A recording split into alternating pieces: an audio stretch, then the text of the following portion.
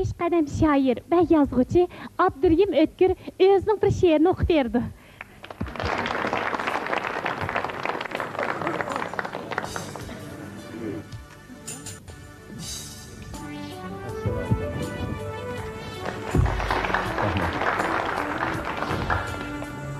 Novruz münasebetiyle bahar etkili bir gazel varken okuyun.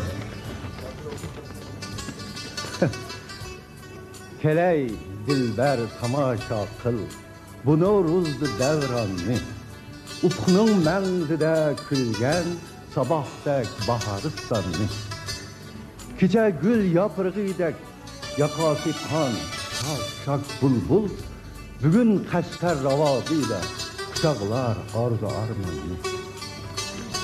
Düşüp köktün kara yerge, goya ki bir mukaddes put.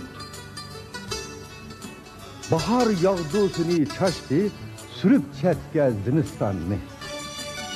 Erip karmuz, karım derya, çeçindek kolunup akkaç. Hiyalim taptı ilhamga, goya bir behr ummanını.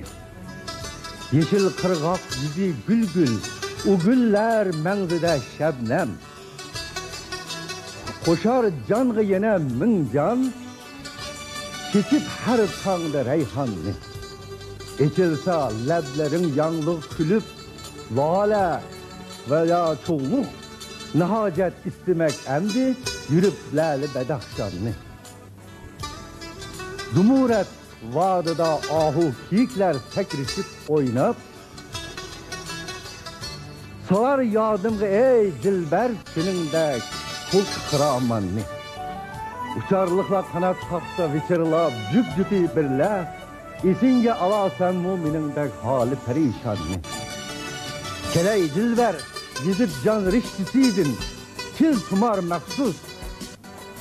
Yaman közledin Astraylı, bu güzel baharistanını.